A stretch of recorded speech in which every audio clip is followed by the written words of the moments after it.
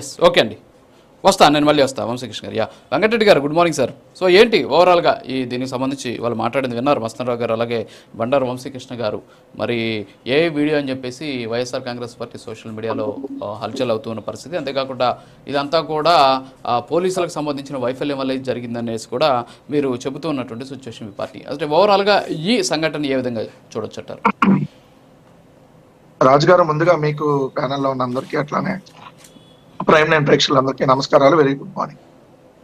ఈ దేశంలో కానీ ఈ ప్రపంచంలో కానీ ఎక్కడ ఏం జరిగినా జగన్ గారే కారణం అండి. ఎందుకంటే మొన్న పాకిస్తాన్ భారత్ యుద్ధానికి కూడా ఆయనే కారణమయ్యాడు. కాకపోతే అక్కడ ట్రంప్ గారు మధ్యలో మాట్లాడటం వల్ల అది ఆగిపోయింది, లేదంటే జగన్ గారే కారణం. ఎందుకంటే ఎలా సృష్టిస్తారంటానికి మీకే చిన్న ఎగ్జాంపుల్. ఇదే ఎస్పీ గారు డైరెక్ట్ గా ప్రెస్ మీట్ పెట్టి ఇందాక వంశీ గారు ఏమంటున్నారు, వాళ్ళు వెళ్ళి లొంగిపోయారండి మేమే గుద్దామని చెప్పి ఆయన ఒక తప్పుడు మాట, ఏదైతే ఒక తప్పుడుగా చిత్రీకరించేటటువంటి కార్యక్రమం చేశారు, వక్రీకరించేటటువంటి కార్యక్రమం.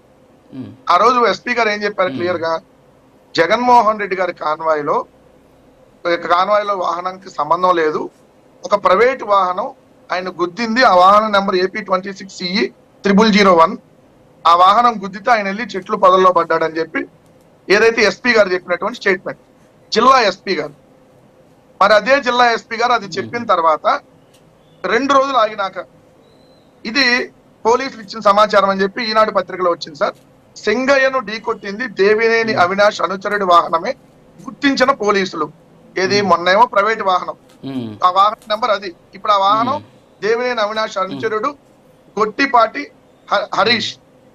చూడండి, సింగయ్యను ఢీకొట్టిన వాహనం విజయవాడకు చెందిన వైకాపా నాయకుడు దేవినేని అవినాష్ ప్రధాన అనుచరుడు గొట్టిపాటి హరీష్ కు చెందినదిగా పోలీసులు గుర్తించారు.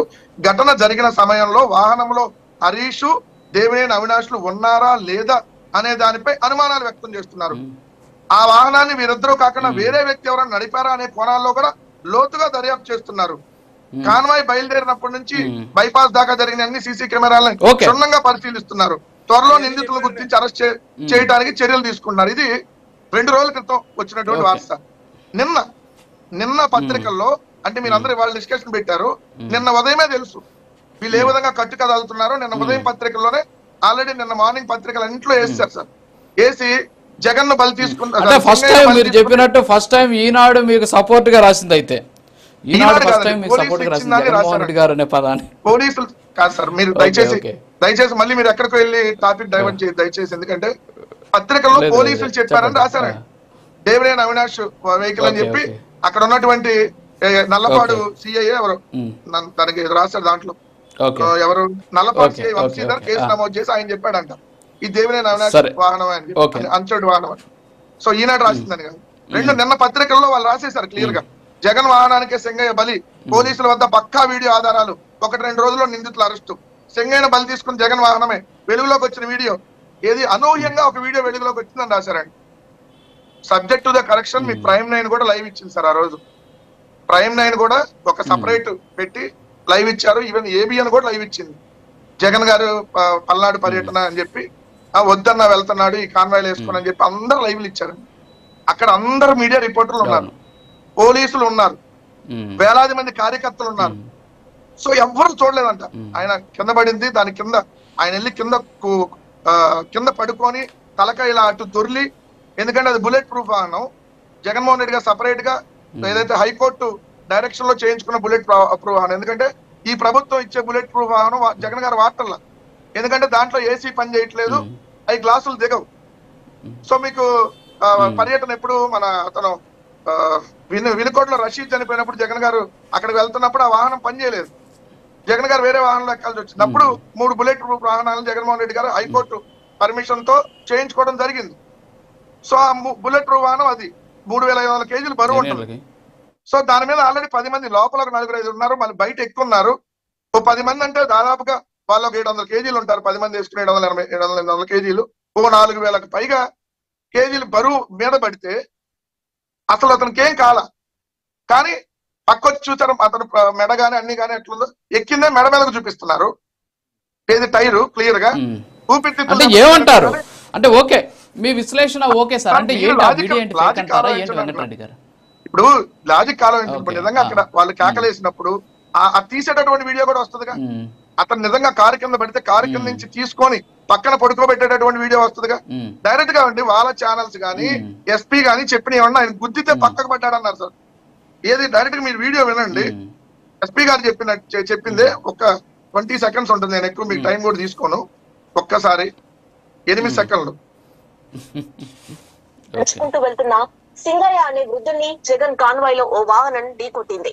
ఆ వేగానికి వృద్ధుడు ఎగిరిపడి రోడ్డు పక్కన పడ్డాడు. ఇది టీవీ5 అండి. నడుచుకుంటూ వెళ్తున్న సింగయ్య అనే వృద్ధుని జగన్ కాన్వాయ్ లో ఓ వాహనం ఢీకొట్టింది. ఆ వేగానికి వృద్ధుడు ఎగిరిపడి రోడ్డు పక్కన పడ్డాడు. కాన్వాయ్ లో వాహనం గుద్దుకుంటే ఎగిరిపడి రోడ్డు పక్కన పడ్డాడు. రోడ్డు పక్కన పడ్డటువంటి విజువల్స్ కూడా మీకు ఉన్నాయి. మొన్నేమో ఎగిరి పడ్డాడండి, ఈ రోజు కింద పడ్డాడండి. రేపేమో జగనే డ్రైవింగ్ అండి. రేపొద్దున జగనే డ్రైవింగ్. వీళ్ళు మానవత్వం గురించి లేదంటే వీళ్ళు పద్ధతులు హుందాతనం గురించి సార్ ఒక్క నిమిషం అండి దయచేసి నేనే సమాధానం చెప్పాలి కదా. మాట్లాడండి. వాళ్ళు హుందాతనం గురించి ఎన్ని మాట్లాడుతున్నారు కదా. చేయని తప్పుకి మా మీద వేసేసి మేము నిరూపించుకోవాలంటున్నారు కదా. మరి చేసిన తప్పుకి చంద్రబాబు నాయుడు గారు 29 మంది గోదావరి పుష్కరాల్లో ఎవరు తప్పు వాళ్ళు చనిపోయారు. చంద్రబాబు నాయుడు గారు మీ కాళ్ళు పట్టుకుని క్షమాపణ అడుగుతున్నా, నన్ను అరెస్ట్ చేయండి. 29 మంది నా పబ్లిసిటీ పిచ్చవాళ్ళు చనిపోయారు. లేదా కందుకూరులో ఇరుకు రోడ్లో మీటింగ్ పెట్టడం వల్ల 8 మంది చనిపోయారు. గుంటూరులో తెలుగుదేశం వాళ్ళు చీరలు పంచడానికి వెళ్తే ఆ 3 చనిపోయారు. చంద్రబాబు నాయుడు గారు చీరలు పంచుతుంటే మరి ఎన్ని చెప్పాలి.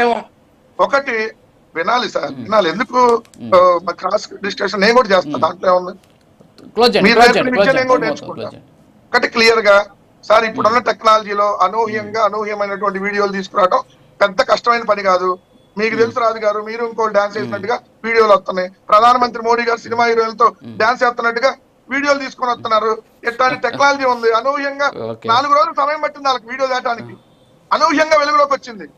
జగన్మోహన్ రెడ్డి గారి మీద ఇప్పుడు కేసు కట్టేశారు A2గా. జగన్మోహన్ రెడ్డి గారి కంటే నేరం రుజువు అయితే యావజ్జీవ కారాగార శిక్ష పడే అవకాశం ఉందంట.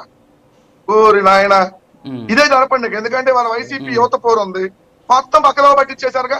ఈ అంశాన్ని తీసుకుని వచ్చి వాళ్ళు తెలివిగా. ఎందుకంటే జగన్మోహన్ రెడ్డి గారు వైసీపీ యువత పోరుకు పిలుపునిచ్చారు, సైడ్ డైవర్ట్ చేశారు. వీళ్ళకి రోజు ఒకటైతే ఇందాక ఒక్క నిమిషం, ఇందాక మన ఎల్లిస్ట్ గారు చెప్పినట్టు ఒక్క మాట అయితే స్పష్టం. జగన్మోహన్ రెడ్డి గారికి భద్రత కల్పించడంలో ఈ ప్రభుత్వం పూర్తిగా వైఫల్యం చెందింది. Z+ కేటగిరీ ఉన్న వ్యక్తి మీద, కారు మీద అలా అలా జనాలు మీద పడిపోతా, లేదంటే రోప్ పార్టీ లాంటివి పెట్టకపోవటం, ఇవన్నీ జగన్మోహన్ రెడ్డి గారి భద్రతను గాలికి వదిలేసింది ఈ ప్రభుత్వం అనేదైతే ఇందాక ఎనలిస్ట్ గారు చెప్పినట్టు స్పష్టంగా కనపడతా ఉంది. ఓకే, యా సార్, ఒక చిన్న బ్రేక్ తీసుకుందాం సార్. బ్రేక్ తర్వాత కంటిన్యూ చేద్దాం ప్లీజ్. Break please.